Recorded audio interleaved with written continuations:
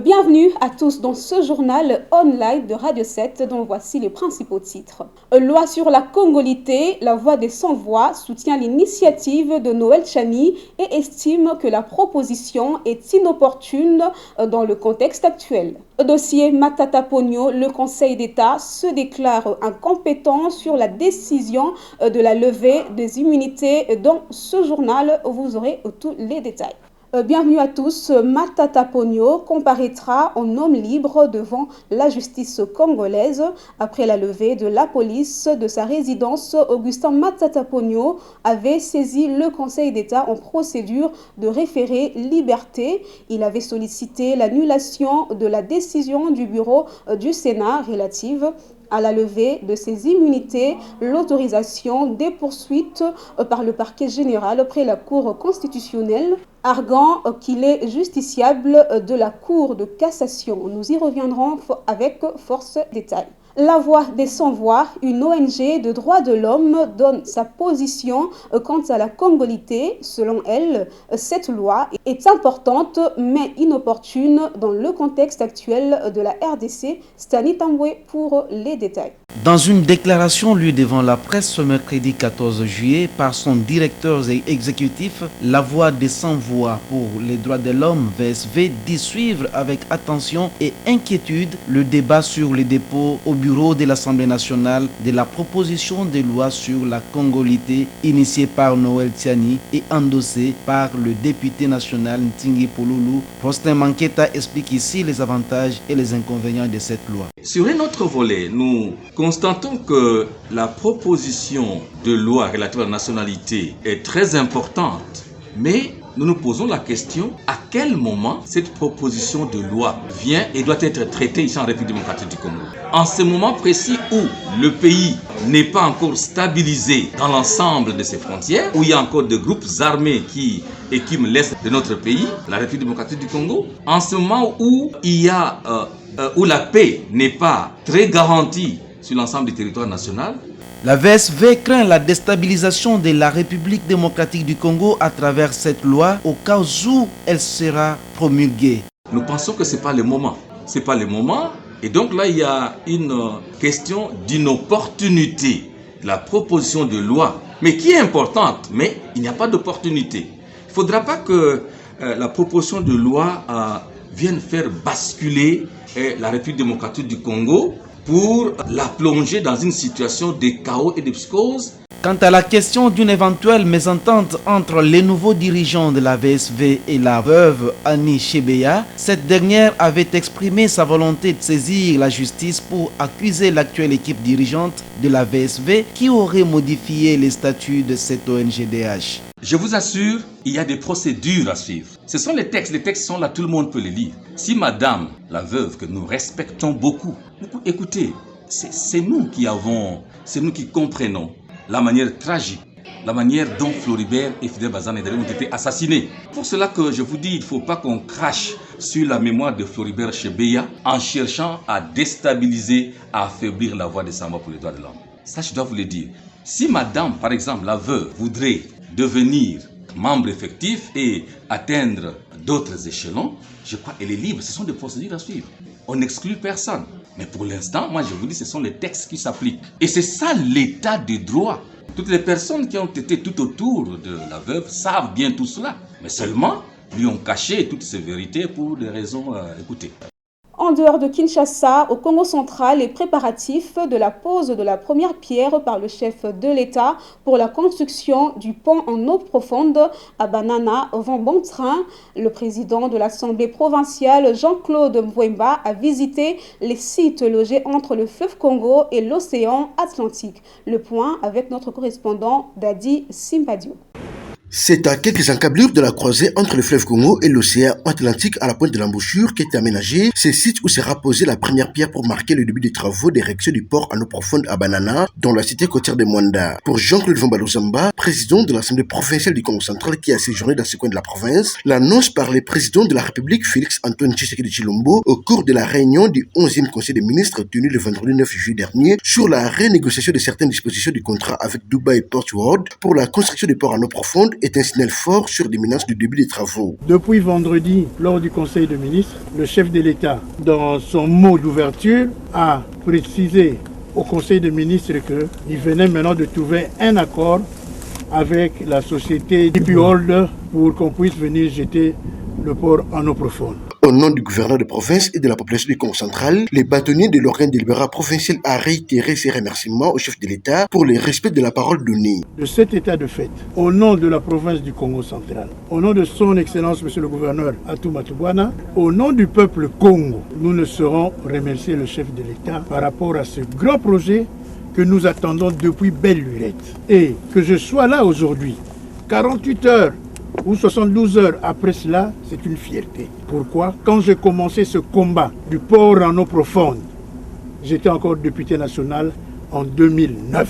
Et j'avais même dit à l'époque, et je continue à le dire, avant qu'on jette le pont route rail Kinshasa-Brazzaville, nous devons commencer par le nôtre. Tout compte fait, c'est depuis 2018 que le protocole de collaboration pour le développement des ports en eau profonde de Banana a été signé entre la République démocratique du Congo sous Kabila et la société DP World Africa Logistics. Le projet consiste à la construction ainsi que la gestion d'un port et d'une zone de libre-échange à Banana. Tout à fait autre chose, en RDC, les hommes de vieillards ont une autre connotation dans l'opinion.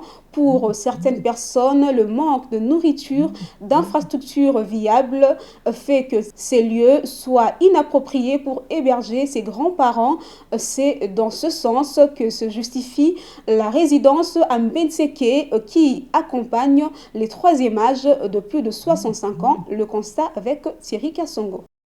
La santé a un prix. En RDC, la résidence médicalisée ResMed Plus, située en Mbenseke, fonctionne sous l'autorisation du ministère de la Santé publique. Et c'est dans ce cadre que ResMed Plus, en collaboration avec le ministère de la Santé publique et celui des Affaires sociales, Action humanitaire et Solidarité nationale, s'est engagé sur différentes campagnes des imageries échographiques pour des personnes du bel âge. Dans cet accompagnement, il est prévu un hébergement, une restauration à la carte selon les prescriptions du médecin, la lingerie, des divertissements et la surveillance médicale au quotidien, d'où la présence du corps médical en permanence. Joint au téléphone, professeur Gilbert Chibangou, l'un des principaux artisans de ResMed Plus, précise que le souci principal pour ces structures évoluant en Mbenseke dans la périphérie de Kinshasa est d'accompagner dans des conditions les plus meilleures qui soient dignes d'eux, avec une équipe appropriée de médecins et infirmiers animés d'abord par l'amour du prochain et ensuite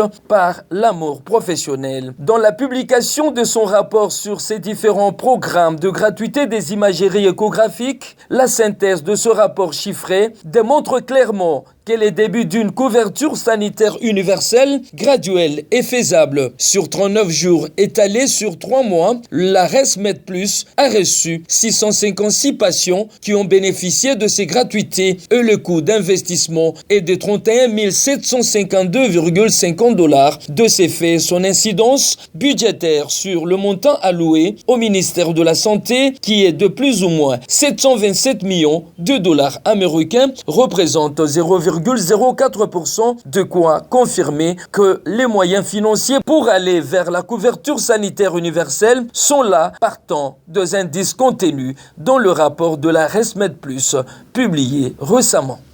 Le monde entier célèbre ce 15 juillet la journée de compétences des jeunes. Suivez Michael Bakemba, ressortissant de l'IFASIC et initiateur du média en ligne Rupture News, qui invite les jeunes à un esprit de créativité. Il a dit à Thierry Kassongo. Les jeunes aujourd'hui, dans l'université, il y a plusieurs jeunes qui sortent des licenciés, des gradués, mais sur le plan d'emploi, il n'y a pas assez d'emploi aux jeunes. Vous voyez, quelqu'un qui vient de sortir de l'université, il est compétent, mais une entreprise l'exige, il faut avoir aussi la sorte d'expérience, minimum 3 ans, 4 ans, 5 ans, travailler dans une entreprise, alors que tu viens franchement de sortir de l'université. Or, l'État congolais doit créer beaucoup plus d'emplois pour les jeunes, pour permettre à ces jeunes-là qui sont intelligents, gens compétents de travailler aussi pour le développement de la République démocratique du Congo. Nous avons besoin de ouverture, que les jeunes s'emploient véritablement à l'émergence de notre pays, mais aussi, je voulais aussi de conscientiser ces jeunes-là. Quand tu es diplômé, licencié, tu viens de sortir de l'université, tu as un bagage intellectuel que tu ne peux pas ignorer. Il ne faut pas seulement être demandeur d'emploi, il faut aussi être créateur d'emploi. Pourquoi pas, regardons en RDC le problème d'entrepreneuriat. Donc, si je voulais conscientiser des jeunes à être aussi des entrepreneurs, et ça pourrait aussi, pourquoi pas, diminuer ces problèmes de chômage dans notre pays. Parce que vous êtes jeunes, vous venez de l'université, on vous laisse la place comme ça. Il faut prouver les compétences. Les vieux sont là, ils sont expérimentés,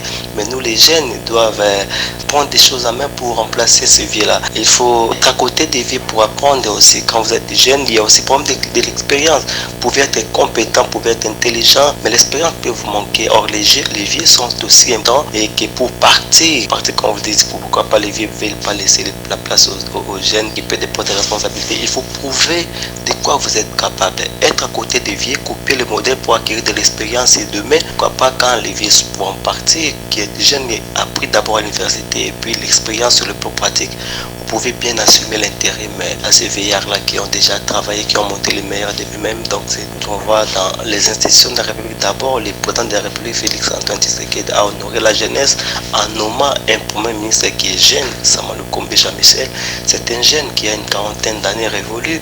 En Ituri, Covid-19 en signe rouge, le gouverneur militaire de cette province, Johnny Luboya, tire la sonnette d'alarme pour l'activation des gestes barrières et le contrôle strict à travers les fonctions, les frontières de sa juridiction qui compte déjà plus de 26 morts. Suivez. La province de l'Ituri se mobilise à lutter contre la troisième vague de Covid-19 qui refait surface dans cette partie du pays. Un cumul de 699 cas confirmés de cette pandémie, 26 décès, 320 guéris, 321 sous traitement sont déjà enregistrés à l'espace de 4 semaines. Dr Louis Choulou, chef de division provinciale de la santé en Ituri, explique. La situation est très grave. Covid dans la ville de Bunia ne fait qu'augmenter. Le nombre de places commence à être limité parce qu'on a beaucoup de cas sévères qui nécessitent l'oxygène, mais au moins on rassure les malades que la prise en charge pour ceux qui viennent au centre de traitement, ils seront soignés et c'est gratuit. Les mesures barrières sont les mêmes, le port de masques obligatoire en public, lavage de mains avec le savon ou la solution hydroalcoolique, la distanciation physique dans les écoles, dans les églises, dans les salles de réunion, un minimum de 20 personnes. Du côté de l'administration publique, l'air est à la mise en place d'un service minimum. Si nous voyons la contamination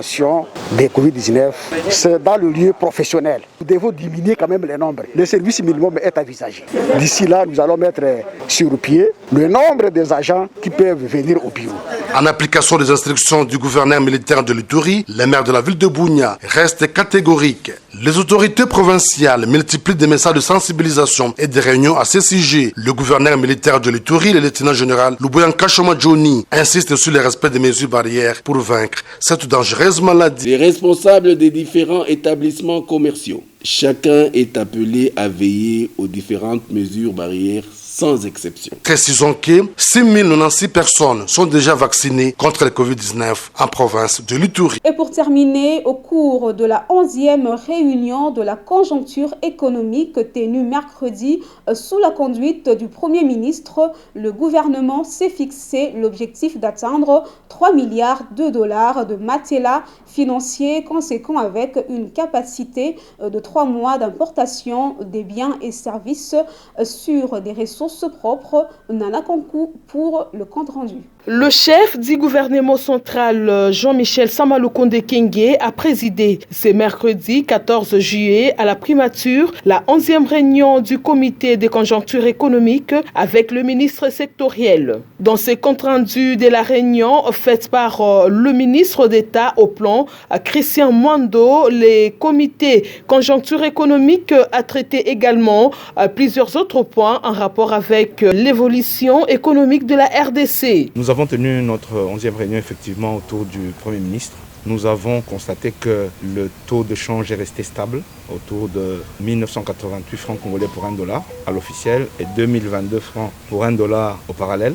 Nous avons aussi une augmentation de la réserve de change de plus ou moins 6,25%.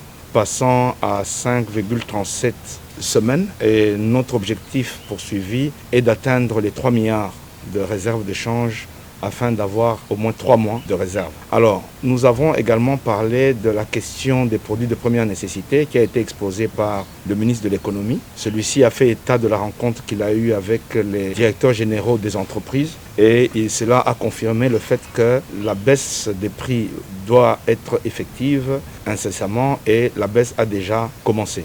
Madame la ministre de l'Emploi a également exposé concernant la formalisation du secteur informel.